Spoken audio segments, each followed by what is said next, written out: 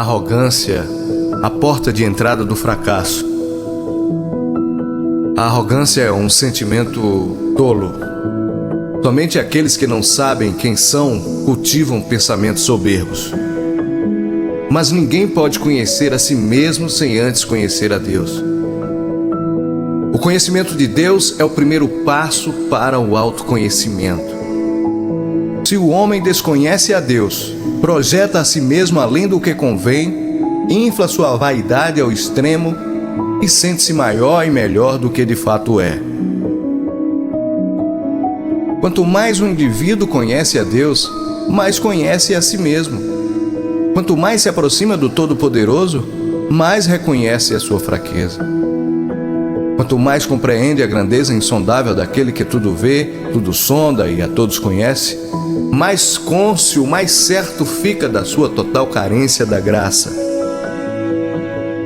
Vou destacar 3 tipos de arrogância. A primeira, a arrogância intelectual.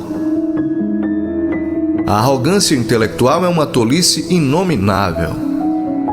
A arrogância do saber é uma prova incontestável da ignorância mais tosca.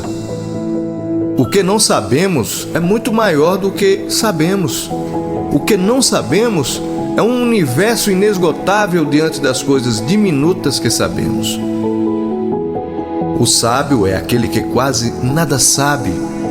O tolo arrota saber, estadeia conhecimento e faz propaganda da sua erudição. O sábio, porém, perplexo, se humilha diante da imensidão vastíssima do que se deve saber e das gotas diminutivas do que se sabe. Os soberbos, como um restolho, só tem sabugo e palha, porém jamais se curva humildemente diante de Deus.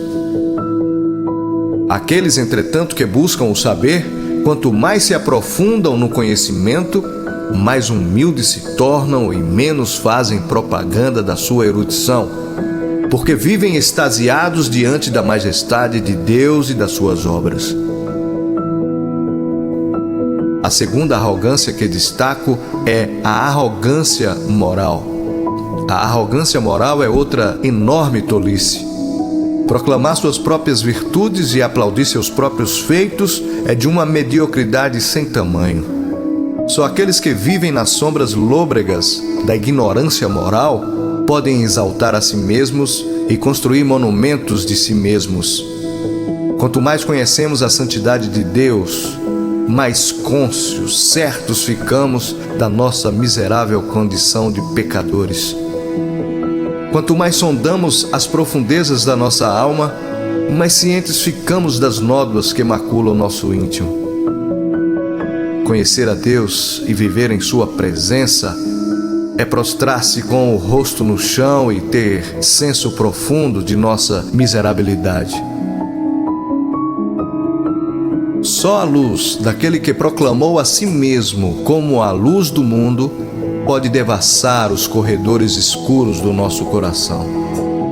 Só diante dele temos consciência de que nossas justiças não passam de trapos de imundícia. Só quando nos vemos despojados de justiça própria, podemos desejar ser revestidos de sua justiça.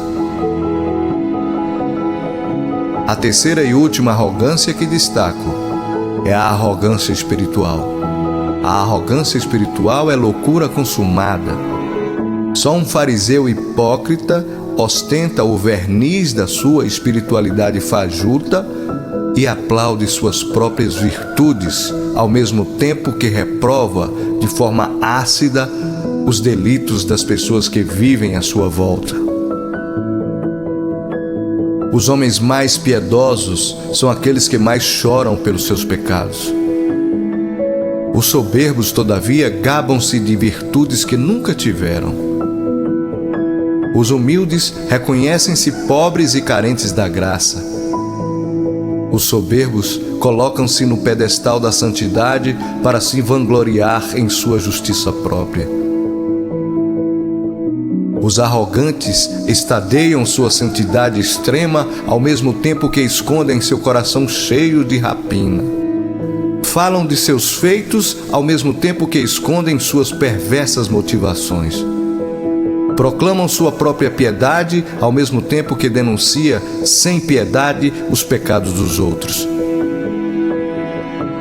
Os soberbos são resistidos por Deus, mas os humildes são por Ele exaltados. Não exalte a si mesmo, antes humilhe-se sob a poderosa mão de Deus. Não drapeje a bandeira de suas obras. Ao contrário, faça o bem sem olhar a quem, e ordene que sua mão esquerda esqueça-se do que fez sua mão direita. Não queira receber a glória que só pertence a Deus. Ao fazer o bem, faça-o para a glória de Deus e para o bem do seu próximo. Lembre-se, você não é o centro do universo. Deus é. Portanto, busque em primeiro lugar o reino de Deus e a sua justiça. Não busque seus próprios interesses, mas também o que é dos outros. Viva de forma piedosa diante de Deus e de forma justa diante dos homens. Que Deus os abençoe, em Cristo Jesus.